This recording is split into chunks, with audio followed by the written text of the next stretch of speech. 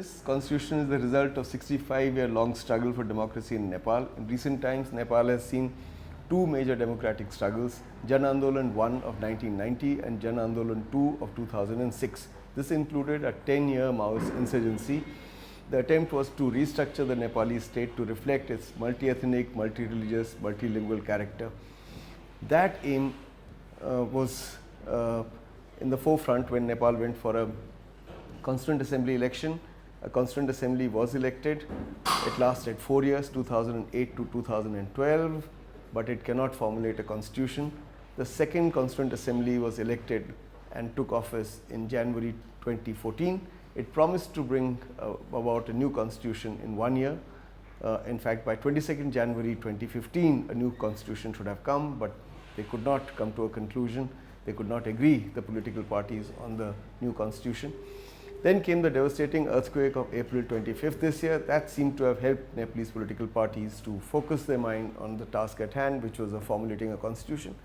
The big four political parties then sat together and decided that they would quickly form the new constitution. The biggest hurdle in the way of that constitution was demarcation of states. They decided Nepal would have 7 states. This is the process that hastened the constitution making in Nepal, and the new constitution is the result of these 4 parties rushing through the constitution of Nepal.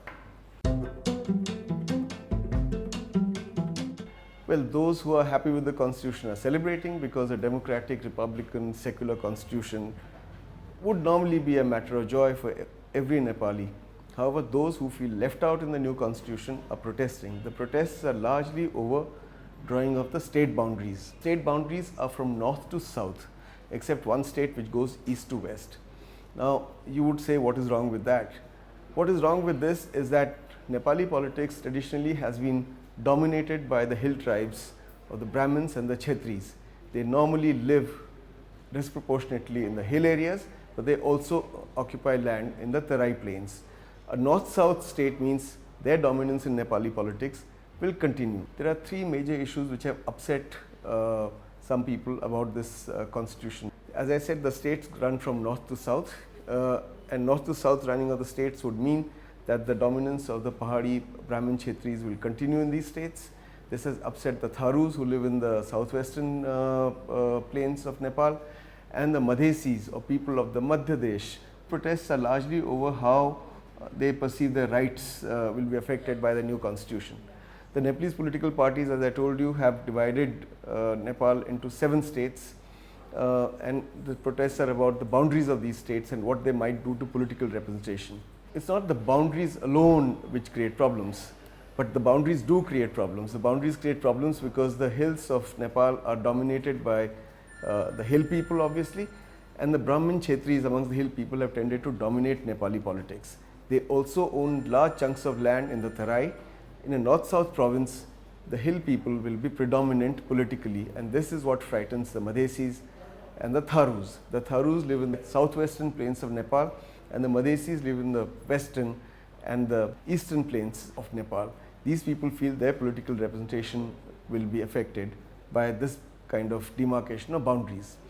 The other aspect of this constitution which bothers them is that the number of constituencies, the directly elected constituencies in the hills of Nepal are 100, and those for the plains are 65. But the population division in the hills and the plains is virtually equal. Some say 49% in the plains and 51% in the hills. So it should have been proportionate. Once again, this would favor the people of the hills, that is the Brahmins and the Kshetris. The third aspect of the constitution which upsets the Tharus and the Madhesis is that although the constitution talks of proportional inclusion or reservations, it names certain tribes which are actually upper caste tribes from the hills, once again affecting the people of the plains adversely. There are other issues which upset women, for example. Citizenship rights through the mother have been affected. Any woman who marries a foreigner, her husband cannot easily get citizenship, or if a woman was married to a foreigner and was divorced, her children would find it difficult to get citizenship. Similarly, suppose there is a Nepalese woman who goes abroad gets molested, has a child, that child does not get citizenship. But it's not the women who are protesting so much, it's the Tharus and the Madhesis. The Tharus form 7% of the population of Nepal. They live in the southwestern plains. They are really forest people who do shifting cultivation. Traditionally, their lands have been taken away from them by the hill people. They used to live in forests. A number of these forests have been declared public parks or protected forests. So once again, they've been evicted. This has led to a system of bonded labor there, or known as the Kamaiya system, where the Tharus worked as bonded laborers for generations on the farms of others. So these are people who are socially, economically, and even politically deprived and traditionally discriminated against. The Madhesis, as I said, live in the western and the eastern plains. Nepalese would tell you they are people of Indian origin, but not all of them are people of Indian origin. Majority of them are natives of Nepal. They happen to speak languages similar to those spoken across the border, that is Awadhi, Maithili, Bhojpuri and Hindustani. Till the 1950s, the Madhesis, if they had to go to Kathmandu, they had to take a special permit. They were not equal citizens, and they feel that although they no longer require permits to go to Kathmandu, this new constitution will continue to discriminate against them by denying them political power or proportionate share in political power.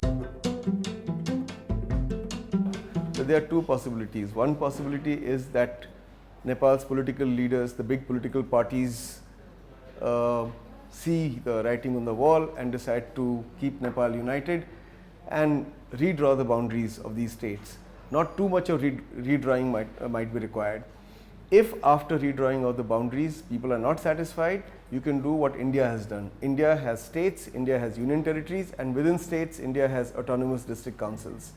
Nepal can think of creating autonomous zones for the Tharus and other Janjatis. They've always wanted a state called Tharuhat or Tharuwan. You give them an autonomous zone which is called Tharuhat or Tharuwan. Similarly, in the east you could create Kochilla or Bharat autonomous zones to satisfy the Janjatis there.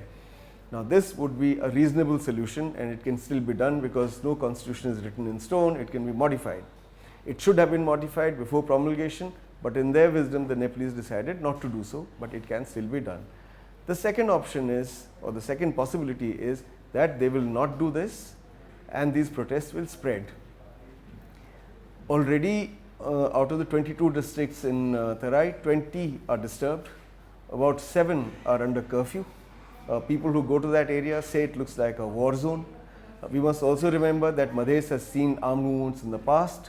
There are arms available to people, and God forbid an insurgency should arise there, and Madhesi nationalism will then require a certain currency, and Nepal would find that very difficult to handle. It will be bad for Nepal, but it will not be good for India either, because what India would like is a stable, prosperous and inclusive Nepal.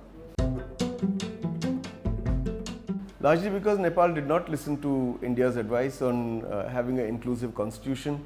They probably saw there is some kind of Indian conspiracy, because the Madhesis are seen as fifth colonists who are controlled by India, which is not true. In a sense, Nepal's political leaders, whether they are Pahadis or they are from Madhesis, look for approval towards India. But what India would like is that they start a dialogue with the Madhesis, the Tharus, and make the constitution inclusive. So a dialogue in an atmosphere free of intimidation and free of violence, and then institutionalizing the results of that dialogue into the constitution, so that those who feel left out also become stakeholders. It is for these reasons that India is encouraging Nepal to go for a dialogue, and that is why it has not welcomed this constitution.